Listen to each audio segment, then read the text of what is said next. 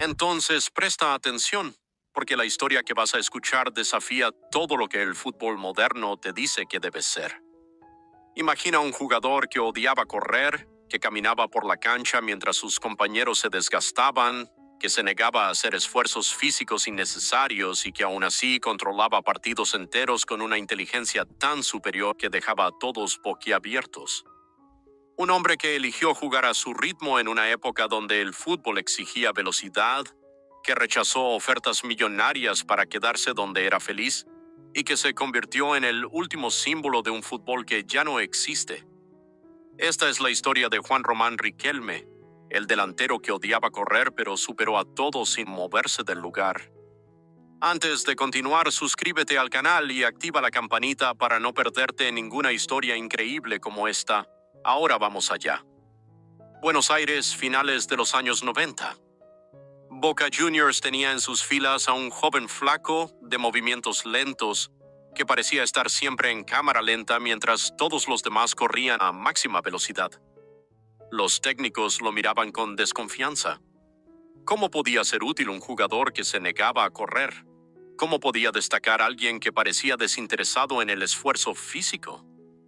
Pero cuando Riquelme tocaba el balón, todo cambiaba.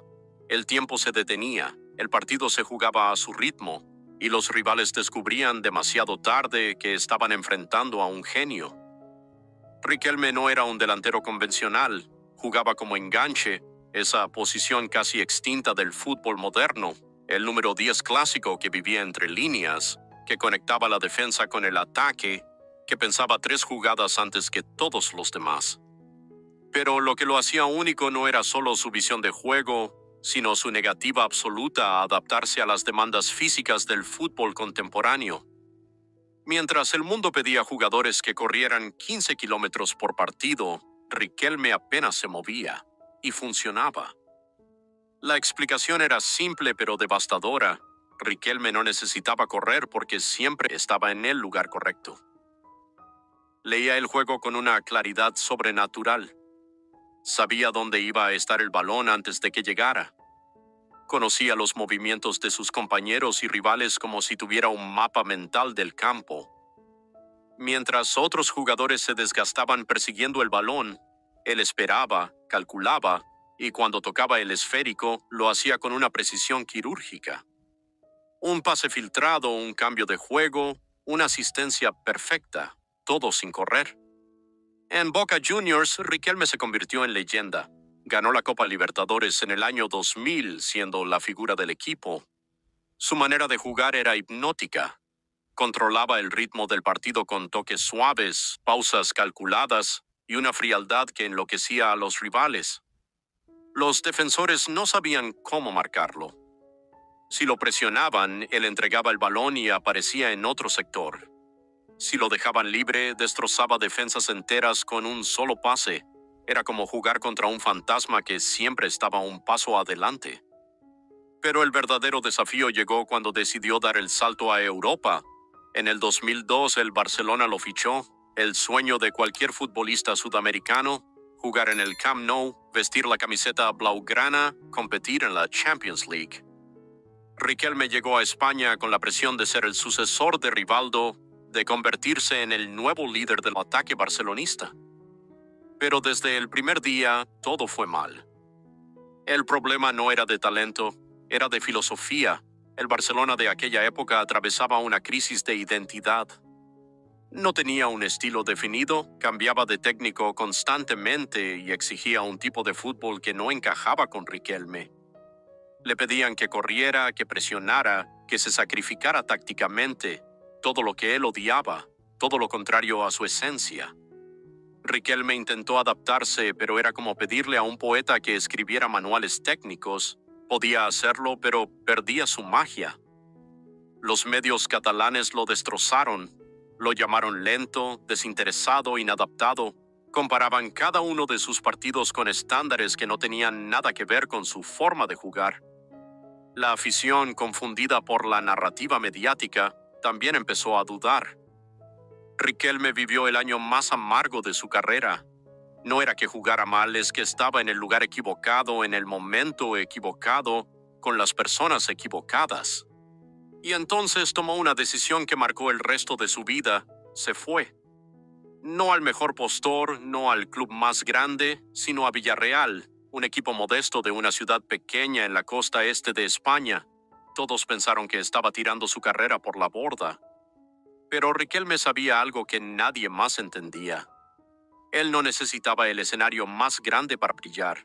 Necesitaba el escenario correcto. En Villarreal, Riquelme encontró su paraíso. Manuel Pellegrini, el técnico chileno, entendió perfectamente qué tenía en manos. Construyó todo el equipo alrededor de Riquelme. Le dio libertad absoluta. Le dijo, tú no corres, tú piensas. Y Riquelme respondió con la mejor versión de sí mismo. Durante 3 temporadas, entre 2003 y 2007, el Villarreal se convirtió en uno de los equipos más emocionantes de Europa. Y todo giraba alrededor del argentino que caminaba por la cancha. Las estadísticas no le hacían justicia. Riquelme nunca fue un jugador de números exorbitantes. No metía 30 goles por temporada ni daba 50 asistencias. Pero su impacto era inmensurable. Cada ataque del Villarreal pasaba por sus pies. Cada jugada peligrosa tenía su sello. Dictaba el ritmo, decidía cuándo acelerar y cuándo frenar, y convertía a jugadores normales en piezas fundamentales de una maquinaria perfecta. Diego Forlán, delantero uruguayo que brilló junto a Riquelme, reconoció años después que nunca había jugado con alguien que le hiciera la vida tan fácil. La temporada 2005-2006 fue mágica. El Villarreal llegó a semifinales de la Champions League, un equipo pequeño de una ciudad de 50.000 habitantes, rozando la final europea. Riquelme fue el cerebro de aquella hazaña. En el partido de ida contra el Arsenal, en el Estadio de la Cerámica, marcó un golazo de tiro libre que quedó en la memoria de todos. No fue solo el gol, fue la forma, la pausa antes del cobro, la tranquilidad absoluta, la ejecución perfecta. Mientras todos los demás sentían la presión, él estaba en otro estado mental. Cayeron eliminados en aquella semifinal, pero Riquelme ya había demostrado su punto. No necesitaba correr para ser el mejor. No necesitaba adaptarse a lo que el mundo quería. El mundo tenía que adaptarse a él. Y cuando lo hacía, la magia sucedía. En 2007, Riquelme tomó otra decisión que sorprendió al mundo. Volvió a Boca Juniors. Rechazó ofertas de clubes más grandes y ricos de Europa. El Manchester United lo quería. Clubes italianos ofrecían fortunas. Pero él eligió volver a casa. La razón, felicidad. Riquelme entendió algo que muchos futbolistas nunca comprenden. El dinero y la fama no garantizan la plenitud. Él era feliz en Boca, jugando frente a su gente, sintiendo el amor de la Bombonera, siendo adorado como el ídolo que era. Y en Boca consolidó su leyenda, ganó más títulos, siguió jugando exactamente como quería y se convirtió en el símbolo de una resistencia cultural. Riquelme representaba al jugador de barrio, al pibe que aprendió a jugar en las calles, al talento puro sin artificios.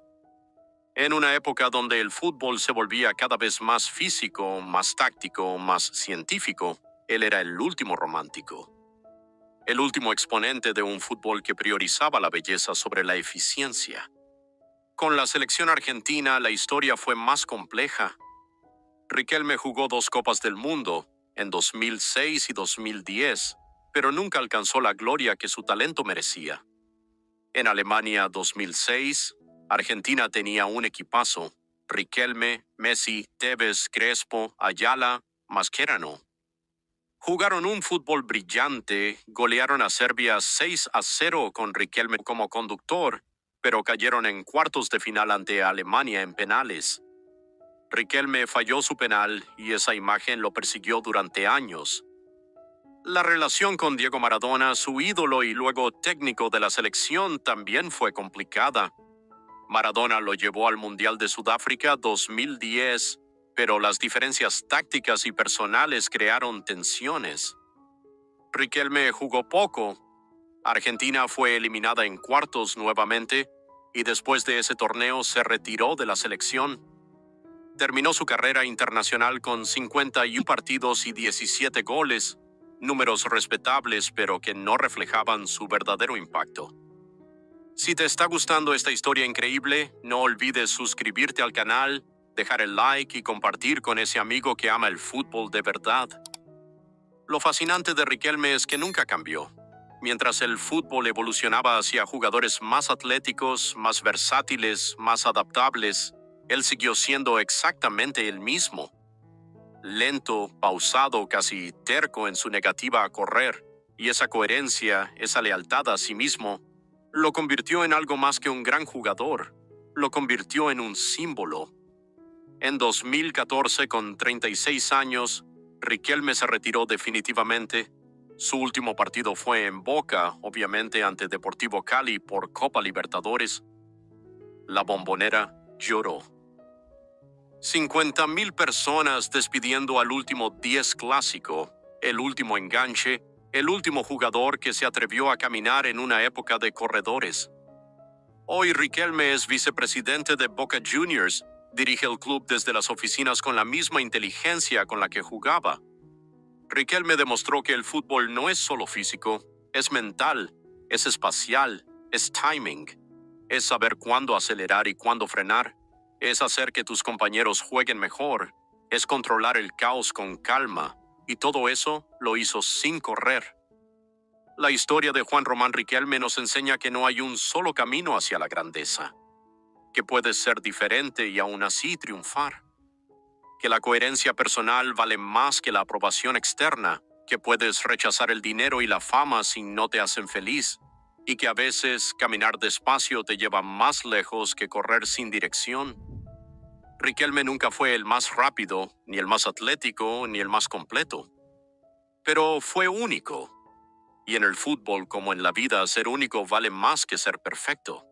Él eligió jugar a su manera, pagar el precio cuando fue necesario y construir un legado que ningún corredor podrá alcanzar, porque cualquiera puede correr, pero muy pocos pueden hacer que el tiempo se detenga con un simple toque de balón. Esa es la verdadera genialidad de Riquelme. No superó a todos corriendo más rápido, los superó pensando más rápido, y eso nadie se lo podrá quitar jamás.